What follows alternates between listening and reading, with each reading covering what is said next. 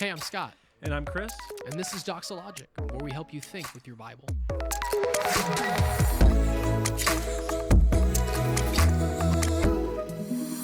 Okay, coming from a legalistic background, I was taught that tattoos are sinful and unbiblical. How can an argument be made against that? How do you feel about this? Personal? What? I feel like for me, my walk with the Lord began when I was 24, and 99% of my tattoos were what I like to say just BC, so before Christ. So I did struggle with this a lot in the early years of my faith, and I heard a lot about Leviticus 19:28, which I'm sure we'll chat about in a little bit here.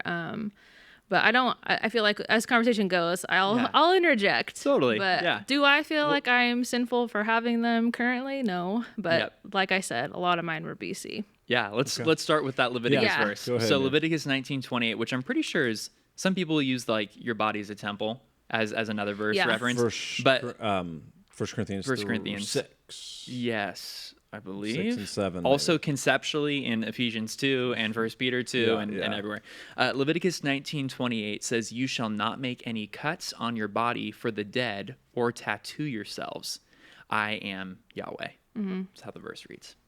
So without much historical study on specifically that verse, it seems really clear as you look at make any cuts on your body for the dead or tattoo yourselves, for I am the Lord, I am Yahweh, that clearly this is a cultural thing that is tied to a worship practice. Right. And we see that a lot with a lot of the Mosaic and Levitical law that is given to Israel. Is there are laws that are moral, that stand in time, and Jesus is the fulfillment of those as well. But then there are these ceremonial, for lack of a better word, aspects that they were prescribed to Israel so that they would look different, and that was to look different than their Canaanite neighbors, and to embody attributes of who God is. And so we need to understand that there are things within that law set that are meant to make Israel stand out, but it was for a season and time. And before I pass it over to you, Chris, two examples of that are just two that we don't do. Our Leviticus 19:19 is you can't put two types of seed in your field, and you can't wear any clothing that has two types of material. Right. If that's a polyester cotton blend, Probably is. probably a Super problem there. comfy. Yeah. Pretty sure it is. Shoot. Exodus 23:19, no meat and dairy combos. If you like cheeseburgers, sad day. No Yes, cheeseburgers sir. for you. So like those are two aspects where like it was to set them apart, and we don't freak out over those ones because we see Jesus as the fulfillment of the law. So, but this one tends to stick around a little bit. Yeah. Well, the good news for you, Zach, is you only eat Chick-fil-A. Yeah. So that's chicken Oh, and no. cheese. And that's Is that not, one okay? Yeah. Oh, yeah, well, it is. it's not I in think the it's- Bible. yeah, I don't think God Yeah. thought to like No, also. Chick-fil-A is not in the Bible. You're right. Well, I don't think God named But it chicken should be. cheese on top of chicken. I don't think he said we couldn't Yeah. do that. Okay, I digress. Back to Okay. tattoos. So I want to say, in addition to what you said regarding Leviticus and what the purpose of these ceremonial laws was also worship distinction, right? So cultic or occultic practices that were involved in paganism, that they would cut themselves as part of their worship to try to appease gods or their god or gods. That was a distinction, and we're not talking about a one-to-one scenario from today's what we would call tattoos. Yeah.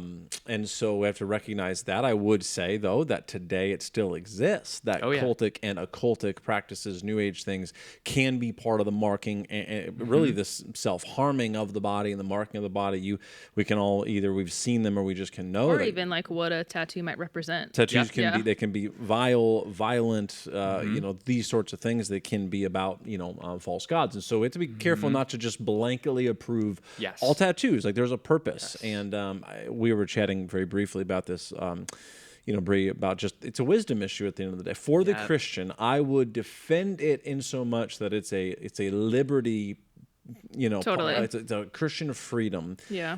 But it's conscience driven, not so much that I want everyone to go and do it. It's not. I'm not making an apologetic for everyone should go and do it, but I am saying there could be purposes that people would have for even missions or ministry to a certain degree. I could see that, and not to say we want to control whether people are allowed to do that. Yeah. I like to think of it as like, is it the wisest thing to do? I think I feel like my heartstrings get more tugged towards like young people that might ask me specifically, and I'm not. And this is just from my own perspective, and not trying to make a blanket statement for anyone else who might have one tattoo or many tattoos. But like, I kind of like, why? You know, like why do you need those? I feel like now I'm. Any tattoos I've received since, having a saving faith in the Lord is just like some cover up stuff of some of those things that might have been representative of a time in my life, or maybe like more offensive things. And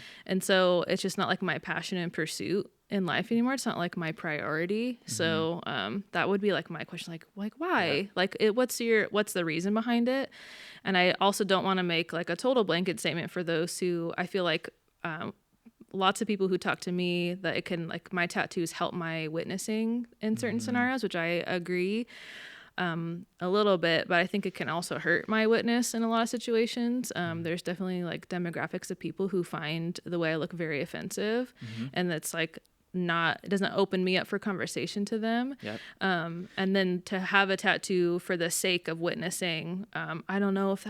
Yep. I know of some that have chosen not to because they knew as missionaries what cultures they were going into, and because in some cultures it is tied to worship practice still, and needing to be aware of that. So it for sure is a 1 Corinthians 10:31, whether you eat or drink or tattoo or not tattoo, to paraphrase into it, do all to the glory of God. Yeah, if I were to make any case, it would just be to recognize that they are always representative. Tattoos today, they're representative of something. You're either telling a story, maybe people commemorate, someone who died, that they love, something like that, or they are I should say some people just do it because they think it's so cool. Yeah. I would want you to take it seriously enough to know how to talk about whatever I'm doing this as if it's on your arm, like a highly visible spot. If you're going to do it, you ought to do it in a way that would hopefully be something leading toward possibly a faith conversation about Christ, as opposed to just more of a random thing. There's no defense for it being utterly random. You got to recognize the relative permanence, at least, of a tattoo, and the hard work that it is to actually remove those, and just not walk into it lightly. Yep, totally agree. Great. Well, thanks, guys. That was a fun mailbag episode. If you're listening and you would like to send in your own questions, you can do so by visiting our website, doxachurch.net. At the top navigation bar, you can click on resources. The drop-down menu will take you to the Doxologic podcast menu, and from there, you should be able to fill out a question. Thanks, guys, so much for sending those in. Until next time.